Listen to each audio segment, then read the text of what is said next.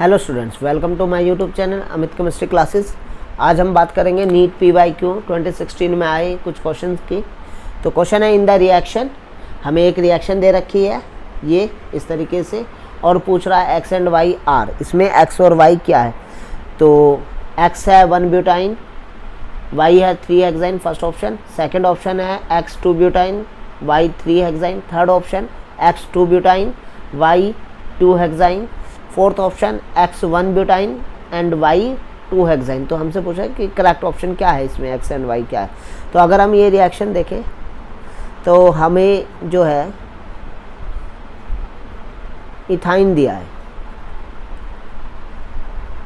Ethyne as a substrate दिया है और ये एसिडिक होता है। इथाइन जो होता है एसिडिक होता है। यहाँ पर हमने इसकी रिएक्शन NaNH2 के साथ कराई है। तो सोडियम अमाइड है ये एक स्ट्रॉन्ग बेस होता है। सोडियम अमाइड जो कि एक स्ट्रॉन्ग बेस है। ये क्या करेगा? ये प्रोटॉन को एब्स्ट्रैक्ट करेगा, एसिड बेस न्यूट्रलाइजेशन हो जाएगी और यहाँ पर कार्बन आयन हमारा जनरेट होगा। सेकंड स्टेप में जो है हमारा क्या होगा, CH3 CH2 Br। यहाँ से न्यूक्लियोफिलिक सब्स्टिट्यूशन होगा, SN2 मैकेनिज्म से ये रिएक्शन जाएगी और हमारा प्रोडक्ट बनेगा HC triple bond C CH2 CH3। तो ये हमारा X हो गया। X जो है अगर इसका नोमेनक्लेचर करें तो 1 2 3 4, तो 1 ब्यूटाइन ये हमारा X होगा। अब इसकी रिएक्शन X की रिएक्शन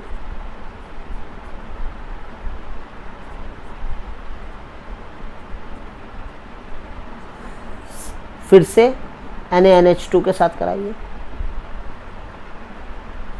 ये पॉजिटिव ये नेगेटिव। फिर बेस के साथ रिएक्शन कराइए। बेस क्या करेगा? इस प्रोटॉन को एक्सेप्ट करेगा और यहाँ से कार्बन आयन बन जाएगा।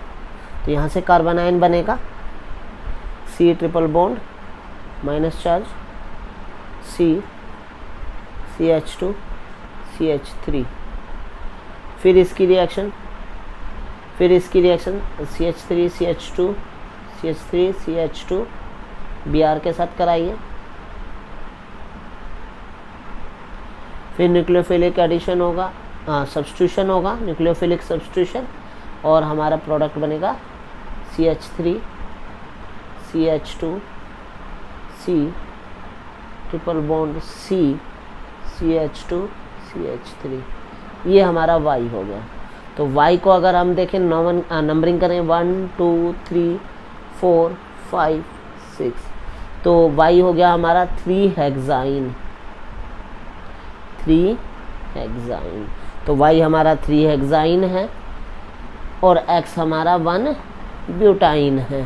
तो अगर हम अपना ऑप्शन देखें तो हमारा ऑप्शन फर्स्ट करेक्ट हो जाएगा। नाउ ये क्वेश्चन भी नीट 2016 में आया क्वेश्चन है in a protein molecule various amino acids are linked together. तो पूछ रहा है प्रोटीन मॉलिक्यूल में जो अमीनो एसिड्स होते हैं उनमें किस तरीके की लिंकेज होती है वो पूछ रहा है। पहला ऑप्शन है अल्फा ग्लाइकोसिडिक बॉन्ड, दूसरा है बीटा ग्लाइकोसिडिक बॉन्ड और तीसरा है पेप्टाइड बॉन्ड और फोर्थ ऑप्शन है डेटिव बॉन्ड। तो अगर हम प्रोटीन की बात करें तो प्रोटीन जो होते हैं, proteins are polymer of alpha amino acids. तो प्रोटीन जो होते हैं वो पॉलीमर होते हैं अल्फा अमीनो एसिड्स की। और amino acids, alpha amino acids क्या होते हैं? तो अमीनो एसिड्स जो होते हैं वो कुछ इस तरीके के होते हैं, RCH NH2 C double bond OH। ये हमारा अल्फा पोजीशन पर इसमें अमीनो ग्रुप जुड़ा है। ये हमारा अमीनो ग्रुप हो गया, अमीनो ग्रुप, और ये अल्फ़ा कार्बन हो गई। तो अल्फ़ा कार्बन पर अमीनो ग्रुप जुड़ा है तो इसीलिए इसको बोलते हैं अल्फ़ा अमीनो एसिड। आर कुछ भी हो सकता है, R is any group, R is any group, और हाइड्रोजन, आर हाइड्रोजन भी हो सकता है। तो अगर हम बात करें अमीनो एसिड्स की, जैसे मान लो सपोज करो जो प्रोटीन्स होते हैं उनमें अमीनो एसिड सेम भी हो सकते हैं, डिफरेंट भी हो सकते हैं, ठीक है। तो amino acids, total amino acids जो है एनसीईआरटी के अकॉर्डिंग 20 अमीनो एसिड्स हैं, जिनमें से कुछ एसेंशियल और कुछ नॉन एसेंशियल अमीनो एसिड्स होते हैं, ठीक है। तो अमीनो एसिड्स जब आपस में लिंक होते हैं, जैसे मान लो हम 2 डिफरेंट अमीनो एसिड्स ले रहे हैं, RCH NH2 C double bond OH, दूसरा अमीनो एसिड हमारा कुछ इस तरीके से होगा, RNH2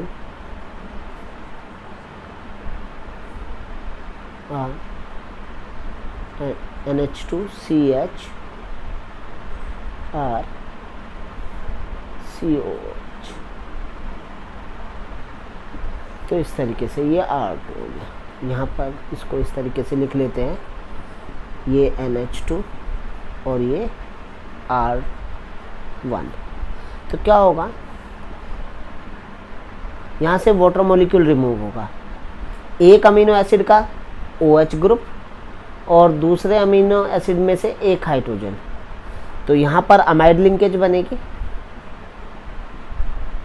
CH R1 C double bond O NH CH R2 COH।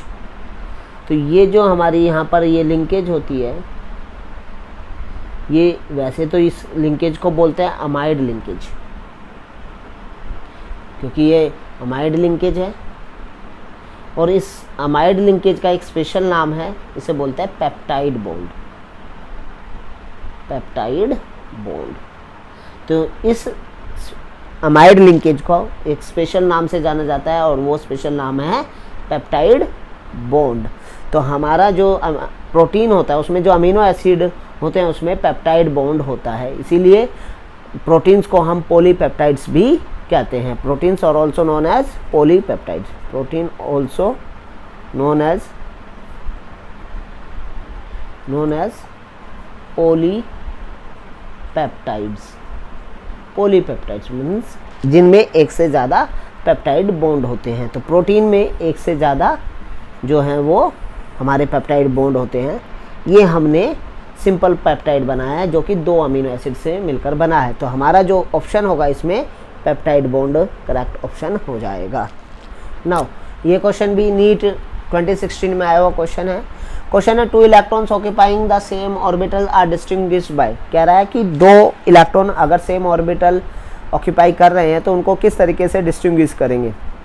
Principal quantum number, magnetic quantum number, azimuthal quantum number और स्पिन क्वांटम नंबर। तो हमसे पूछा है कि इन चारों क्वांटम नंबर में से किसके बेस पर उनको डिस्टिंग्विश करेंगे। तो जैसे प्रिंसिपल क्वांटम नंबर है, हमारा प्रिंसिपल क्वांटम नंबर है, तो ये n से रिप्रेजेंट इसको करते हैं, n से इसको रिप्रेजेंट करते हैं और ये हमें एनर्जी ऑफ सेल बताता है, एनर्जी ऑफ सेल बताता है एंड कौन सी सेल है वो बताता है। जो एज्यूमिथल क्वांटम नंबर है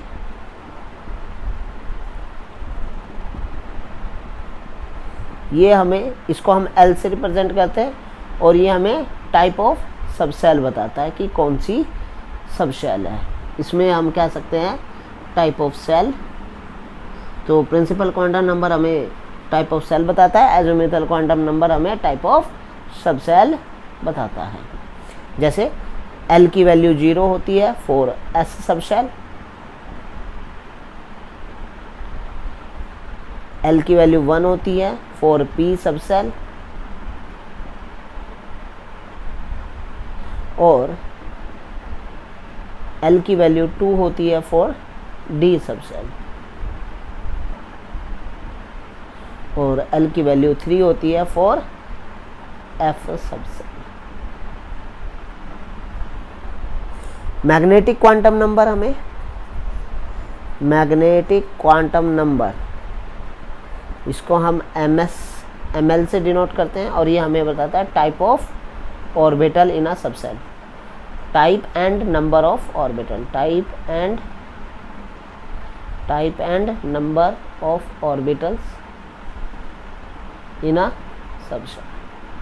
किसी सबसेल में कौन से ऑर्बिटल होंगे और कितने ऑर्बिटल होंगे वो हमें ml से पता चलता है। स्पिन क्वांटम नंबर जिसको हम ms से डिनोट करते हैं, ये हमें स्पिन बताता है इलेक्ट्रॉन की, स्पिन ऑफ इलेक्ट्रॉन कि या तो वो एंटी क्लॉकवाइज स्पिन होगी उसकी या क्लॉकवाइज स्पिन होगी, वो हमें स्पिन क्वांटम नंबर से पता चलता है। तो ये हमें 4 क्वांटम नंबर होते हैं। तो हमने पॉली एक्सक्लूजन प्रिंसिपल पढ़ा है। पॉली एक्सक्लूजन प्रिंसिपल कहता है, पॉली एक्सक्लूजन प्रिंसिपल कहता है नो टू इलेक्ट्रॉन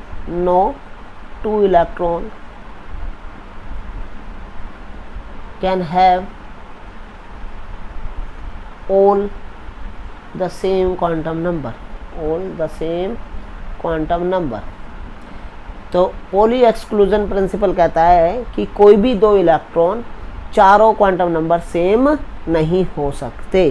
तो ये हमें पॉली एक्सक्लूजन प्रिंसिपल, अगर जैसे मान लो हमारे पास कोई ऑर्बिटल है, सपोज करो हमारे पास ये 4s ऑर्बिटल है, इसमें 2 इलेक्ट्रॉन है, तो ये 2 इलेक्ट्रॉन जो होंगे इनके लिए अगर मैं n की बात करूं तो n हमारा 4 हो गया, l हमारा 0 हो गया, ml हमारा 0 हो गया, ms जो होगा या तो वो +½ होगा या फिर -½ होगा, मतलब स्पिन क्वांटम नंबर या तो +½ होगा या -½ होगा। तो एक ऑर्बिटल में 2 इलेक्ट्रॉन को हम डिस्टिंग्विश कर सकते हैं उनके स्पिन क्वांटम नंबर के बेसिस पर, क्योंकि किन्हीं भी 2 इलेक्ट्रॉन की जो स्पिन है वो सेम नहीं हो सकती इन अ ऑर्बिटल, ठीक है। इसीलिए पॉली एक्सक्लूजन प्रिंसिपल ये कहता है कि एक ऑर्बिटल में मैक्सिमम 2 ही इलेक्ट्रॉन रह सकते हैं, 2 से ज़्यादा नहीं रह सकते। तो अगर हम क्वेश्चन की बात करें तो क्वेश्चन का जो आंसर होगा वो हमारा आंसर नंबर 4 हो जाएगा, स्पिन क्वांटम नंबर। नाउ ये क्वेश्चन भी नीट 2016 में आया हुआ क्वेश्चन है which of the following reagent would distinguish cis cyclopenta one two diol from trans isomer.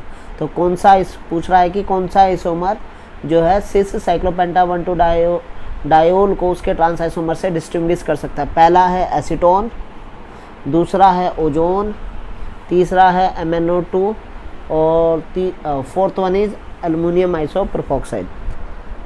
अब अगर हम बात करें सिस साइक्लोपेंटाडायोल की, तो इसमें या तो हमारे जो दोनों OH हैं वो अपसाइड होंगे, अबव द प्लेन होंगे,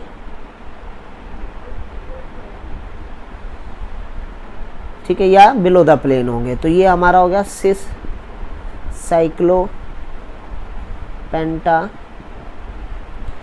1,2-डायोल। वहीं पर इसका जो ट्रांस आइसोमर होगा वो ये होगा, एक OH अबव द प्लेन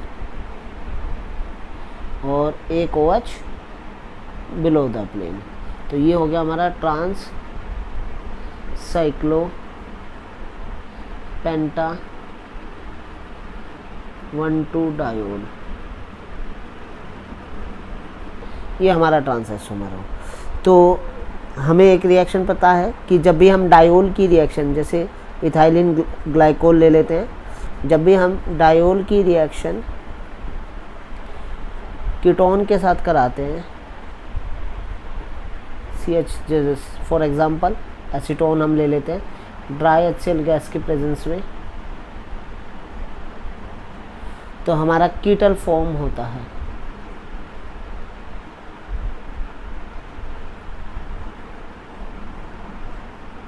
ये हमारा कीटल हो गया, ये हमारा एसीटोन हो गया, ये हमारा इथाइलिन डायोल हो गया, इथाइलिन डायोल। तो डायोल की जब भी हम रिएक्शन एसीटोन के साथ कराएंगे तो वो हमारा कीटल फॉर्मेशन करेंगे। तो सिस आइसोमर जो है इसमें दोनों OH सेम साइड है, तो इसीलिए ये जो है एसीटोन के साथ रिएक्ट कर जाएगा। इसमें अपोजिट साइड है दोनों OH, तो इसमें जो है एसीटोन के साथ रिएक्शन नहीं होगी। तो अगर हम इसकी रिएक्शन को लिखें, जैसे सपोज करो हाँ इस तरीके से, हमने यहाँ पर ये सिस डायोल ले लिया और इसकी रिएक्शन एसीटोन के साथ कराइए, तो यहाँ भी हमारा कीटल फॉर्मेशन होगा कुछ इस तरीके से।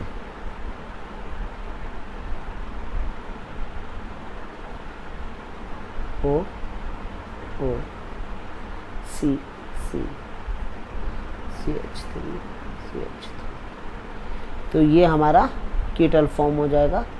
दोनों जो हैं वो अबव द प्लेन होंगे, तो ये हमारा कीटल फॉर्मेशन हो गया। तो सिस आइसोमर जो है ये हमारा सिस साइक्लोपेंटा 1,2 डायोल था, साइक्लोपेंटा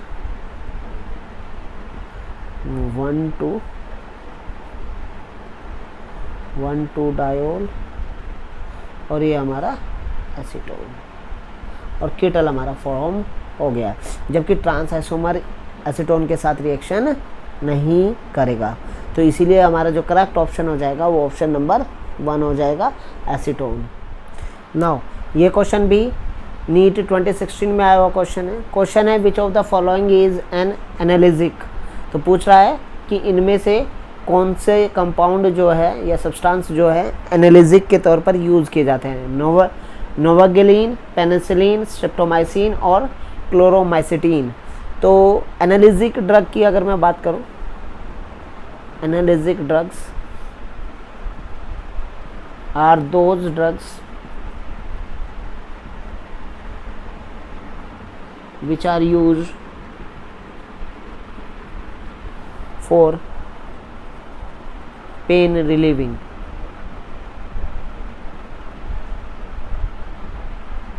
तो एनालिसिक ड्रग्स वो ड्रग्स होते हैं जो पेन रिलीविंग के लिए यूज़ किए जाते हैं। इनको हम दूसरे नाम से पेन किलर के नाम से भी जानते हैं। तो अगर हम पेनिसिलिन की बात करें, हम बात करें स्ट्रेप्टोमाइसिन, और हम बात करें क्लोरोमाइसिटीन, तो ये जो तीनों ड्रग्स हैं ये एंटीबायोटिक्स हैं। ये तीनों ड्रग्स जो हैं वो हमारे एंटीबायोटिक्स हैं। एंटीबायोटिक्स कौन होते हैं? Those drugs which are used to treat bacterial infection। Bacterial infection को ट्रीट करने के लिए हम जिन ड्रग्स का यूज़ करते हैं उनको हम एंटीबायोटिक्स कहते हैं। तो पेनिसिलिन, स्ट्रेप्टोमाइसिन और क्लोरोमाइसिटीन जो हैं वो हमारे एंटीबायोटिक्स हैं तीनों ही, ठीक है, जो किसी न किसी तरीके से बैक्टीरिया को ट्रीट करने के लिए यूज़ होते हैं। वहीं पर जो नोवागिलीन है वो हमारा एक एनालिसिक ड्रग है। तो नोवागिलीन जो है ये हमारा एनालिसिक ड्रग है जो कि बेसिकली पेन रिलीविंग के लिए यूज़ होता है, ठीक है। तो आंसर जो होगा वो हमारा फर्स्ट हो जाएगा, नोवागिलीन।